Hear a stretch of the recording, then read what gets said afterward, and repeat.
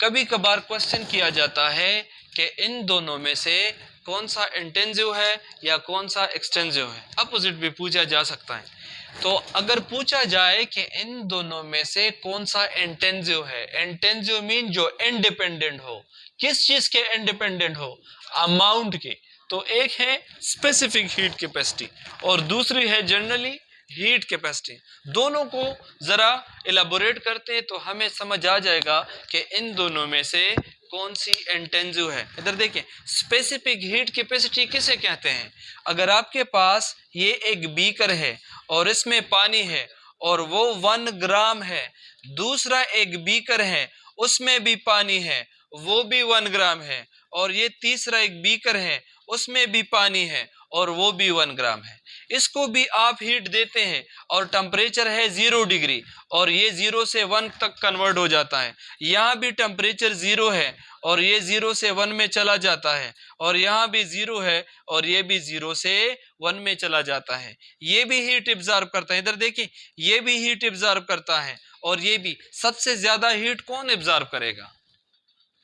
Same होगा ना, मतलब इसमें भी 1 ग्राम, इसमें भी 1 ग्राम, इसमें भी 1 ग्राम। तो यहां पर जो अमाउंट ऑफ हीट एब्जॉर्ब होता है वो अमाउंट पे डिपेंड नहीं करता, क्योंकि तीनों का अमाउंट क्या है? तीनों का अमाउंट सेम है।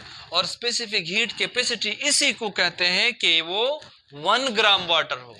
ये कोई एक बंदा एक लैब में एक्सपेरिमेंट कर रहा है और वाटर की हीट कैपेसिटी मालूम कर रहे हैं इसी टेम्परेचर पे, और 1 ग्राम वाटर है। दूसरा बंदा दूसरे लैब में और तीसरा तीसरे लैब में, तो तीनों की वैल्यू सेम आएगी, क्योंकि स्पेसिफिक हीट कैपेसिटी हमेशा 1 ग्राम के लिए होता है। तो तीनों के लिए अमाउंट सेम है, तो ये अमाउंट पे डिपेंड नहीं करता, लिहाजा तीनों की हीट कैपेसिटी क्या होगी? सेम होगी। तो ये इंटेंसिव प्रॉपर्टी है। स्पेसिफिक हीट कैपेसिटी ये इंटेंसिव प्रॉपर्टी है, क्योंकि ये चेंज नहीं होती, इसके लिए हमने अमाउंट को फिक्स रखा है। लेकिन इधर देखिए, शाबाश, अगर आपके पास ऐसा हो कि एक बीकर हो और उसमें 1 ग्राम वाटर हो, और एक बीकर है जिसमें 10 kg वाटर है, सपोज करते हैं, और एक बीकर है उसमें 1000 kg वाटर है, सबसे ज्यादा हीट कौन एब्जॉर्ब करेगा?